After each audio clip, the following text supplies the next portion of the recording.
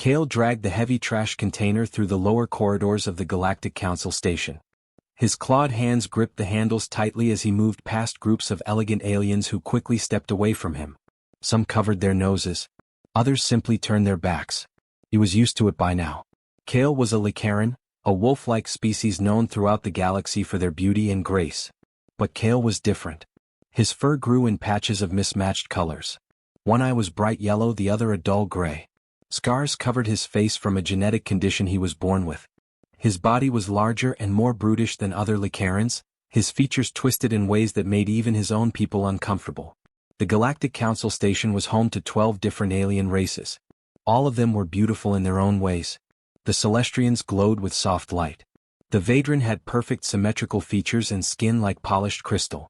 The Lycarans who worked in the upper levels had sleek fur and moved like dancers. And then there was Kale, who cleaned their garbage.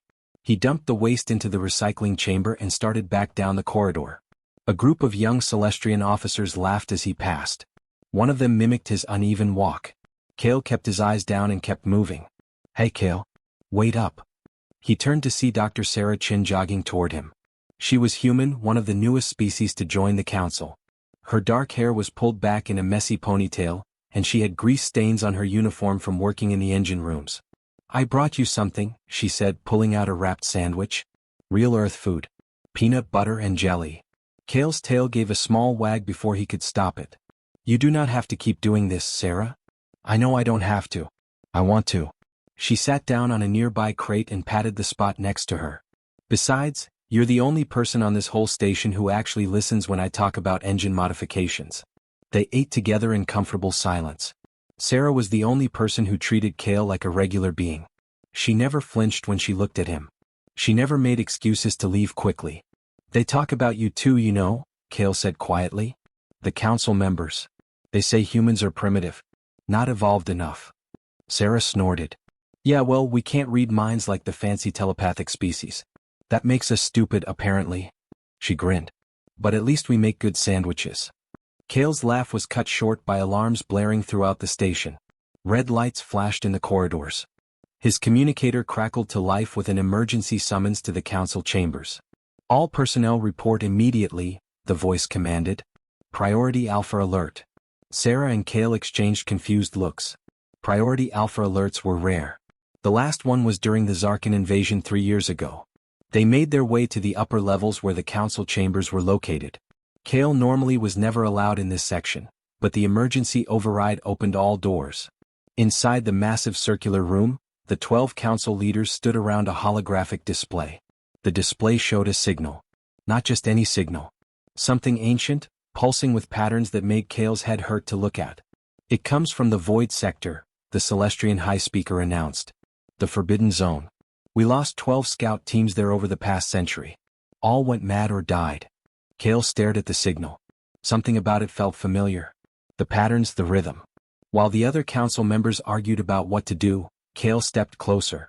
His unusual eyes tracked the movements of the code. "I can read parts of it," he said quietly. The entire chamber fell silent. Every beautiful face turned to look at the ugly maintenance worker who had dared to speak. "What did you say?" the High Speaker demanded. Kale's heart pounded, but he pointed at the hologram.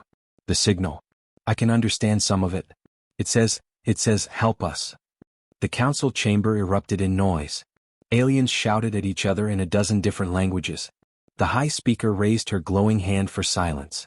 "Impossible," she declared. "Our best telepathic minds could not decode that signal. How could a waste worker understand it?" Kale felt his face burn with shame, but Sarah stepped forward. "Maybe that's exactly why he can read it. His brain works differently than yours." The council members whispered among themselves. Finally, the Vadran commander spoke. "We need someone to investigate the source of this signal. But everyone we sent to the Void Sector either died or came back insane. Their minds were destroyed by something in that region of space." "Send me," Kale said. The words came out before he could stop them.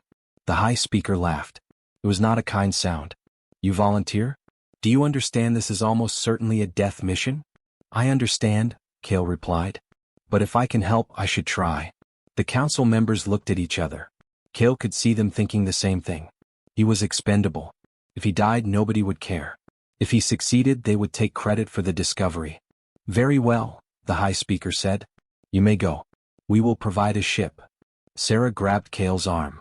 If he goes, I go too. That is not necessary, human. I'm his engineer. He'll need someone who can keep the ship running. Sarah's voice was firm. Besides, we humans aren't telepathic. Maybe whatever drove your scouts crazy won't affect us. The council reluctantly agreed.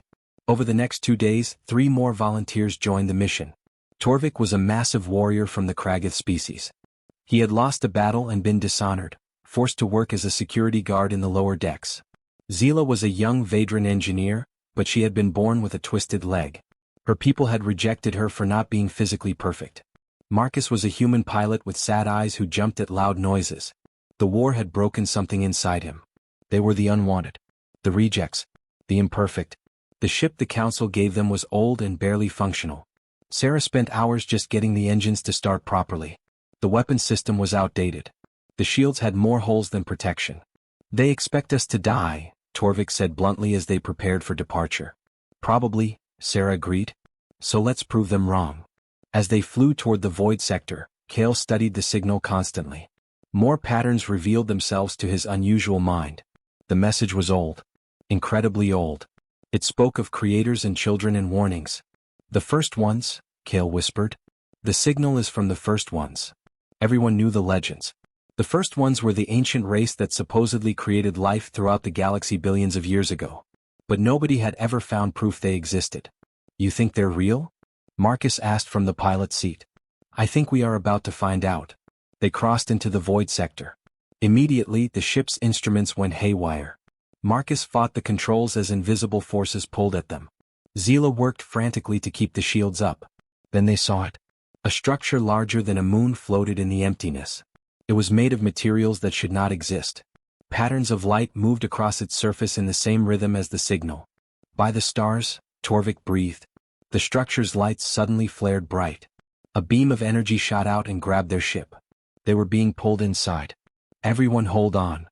Marcus shouted. The ship tumbled through a massive opening. They crashed onto a platform inside the structure. Emergency lights flickered. Smoke filled the cabin. And outside, through the cracked view screen, they saw movement. Something massive was waking up. The crew stumbled out of the damaged ship. The air inside the structure was breathable but felt ancient, like nobody had disturbed it for thousands of years. Strange symbols glowed on the walls, pulsing with soft light. Kale felt drawn forward. His paws moved on their own, following a path deeper into the structure. The others followed close behind, weapons ready. They entered a vast chamber. In the center, beings floated in transparent pods filled with glowing liquid. These beings had no fixed shape. They shifted constantly, flowing from one form to another. Sometimes they looked almost humanoid. Other times they were just clouds of light and shadow. The first ones, Sarah whispered in awe. One of the pods opened. A being flowed out and took a shape that was easier to look at. It had a face or something like a face. When it spoke, the words appeared directly in their minds. You came, it said. We hoped someone would. Someone who could survive. Survive what? Kale asked. The being moved closer to him. The plague. The telepathic virus. It kills or drives mad anyone with strong psychic abilities. We sent our scouts to warn the galaxy, but they all died. We have been trapped here waiting. The being touched Kale's scarred face with something like tenderness. You are special, child. You carry our original gift. I do not understand, Kale said. Images flooded into all their minds. The story of the first ones.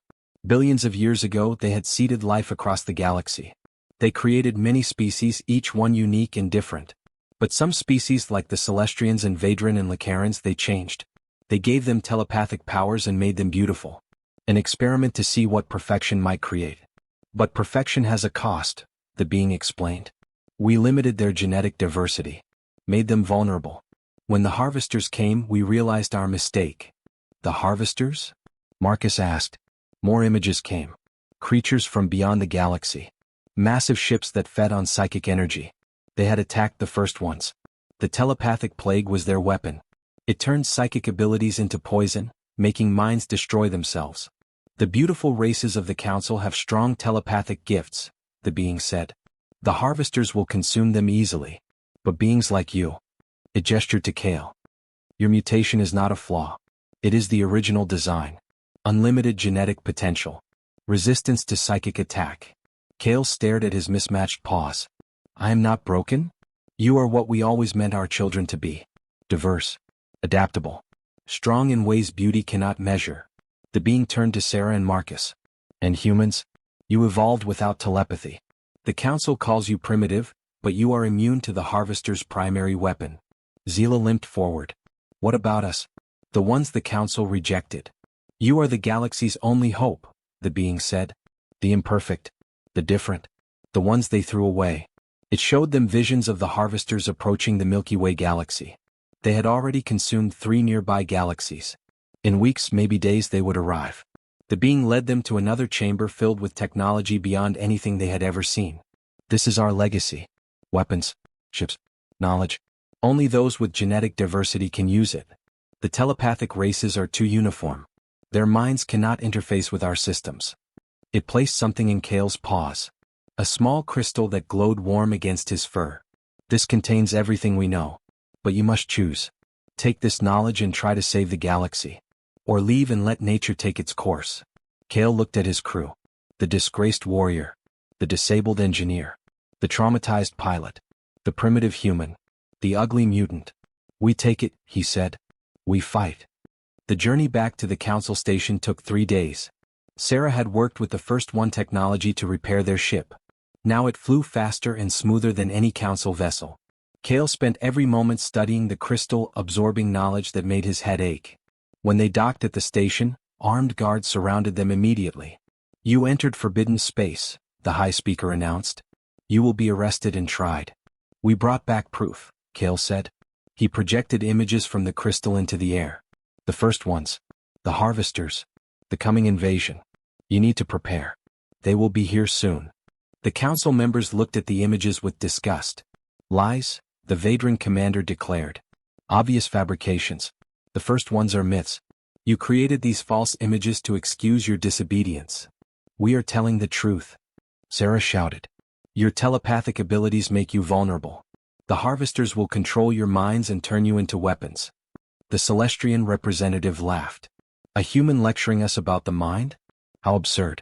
Your species cannot even sense thoughts. You are mentally blind. Guards, take them to the detention cells, the high speaker ordered. That night, locked behind energy barriers, the crew sat in silence. Kale held his head in his paws. They had risked everything and nobody believed them. I have an idea, Sarah said suddenly. She pulled out a small device. My communicator still works. I can broadcast to all human colonies at once. The council will stop the transmission, Marcus said. Sarah grinned. Not if I route it through every human ship in the sector. By the time they shut down one, 100 more will pick it up. She worked quickly. Within minutes she was broadcasting everything. The images from the first ones. The warning about the harvesters. A call for help. Humanity responded. Within a week, human ships began arriving at the station. They brought others too. Kragath warriors who had been dishonored. Vadran with physical differences. Lycarans with mutations. Species the council had rejected or ignored. They called themselves the Divergent Alliance. The council tried to arrest them all, but there were too many. Humans set up camps outside the station. Engineers studied the First One technology. Only those with genetic diversity could make it work. The council's perfect telepaths could not even touch it without pain. Kale became their teacher, though he never asked for the role. He showed them how to interface with the ancient weapons. How to build shields that could block psychic attacks. Sarah organized the human engineers into teams that worked day and night. Torvik trained soldiers in new combat tactics. Zila designed ships that combined human engineering with First One power sources. Marcus led pilots in practice runs. They were building an army from the unwanted. Then the warnings came. Long-range sensors picked up massive energy signatures at the edge of the galaxy. The harvesters had arrived. The council finally sent their fleet to investigate. 200 of the most advanced ships in the galaxy, crewed by the best telepathic warriors. They jumped to the outer rim, confident in their superiority. 6 hours later, those same ships returned. But something was wrong. The council vessels opened fire on their own colonies. Millions died in the first attack. The high speaker's voice came over every communicator, but it sounded empty and cold. We are harvesters. We are hungry. We are endless. Surrender your minds. The beautiful races of the council fought against the mind control, but they were too connected telepathically. The harvesters spread through their thoughts like disease. One by one, every telepathic species fell under control. Only the Divergent Alliance remained free. Kale stood on the bridge of a newly built ship. Around him, a fleet of 500 vessels waited. Humans, mutants, the disabled, the ugly, the rejected. They were all that stood between the harvesters and the complete destruction of the galaxy. All ships, Kale said into the communicator. Prepare for battle. The battle began at the edge of Council space. The harvester fleet was massive, dark ships that seemed to drink in the light of nearby stars. Behind them came hundreds of mind-controlled Council vessels, firing on their own people. Kale's fleet fought desperately. Human pilots dodged and weaved through enemy fire. The first one shields held, but barely. They were outnumbered 10 to 1. We cannot win by fighting, Kale said, watching the battle unfold. We need to free the Council races from mind control. Sarah worked frantically at her station. The harvesters control them through their telepathic connections. If we could disrupt that connection somehow. Kale looked down at the crystal from the first ones. An idea formed in his mind. A dangerous idea. My brain is different. My neural patterns are chaotic, not uniform like the telepaths. What if we could amplify that chaos across the entire galaxy? You would need an enormous power source, Sarah said. And you would have to be at the center of it. Kale, the energy required might kill you. Better than letting everyone die, he replied. They began building the device. A transmitter that would take Kale's unique brain patterns and broadcast them across space using First One technology. It would create interference in the telepathic network the harvesters used to control minds. Marcus led fighter squadrons in desperate defense while the device was prepared. Ships exploded around them. Friends died buying them time. Torvik's voice came over the communicator. Kale, the harvester command ship is breaking through our lines. It is heading straight for you. We need 5 more minutes, Sarah shouted. Then you shall have them, Torvik said. His ship, along with Zila's engineering vessel, turned toward the massive harvester command ship. They flew straight at it, shields blazing.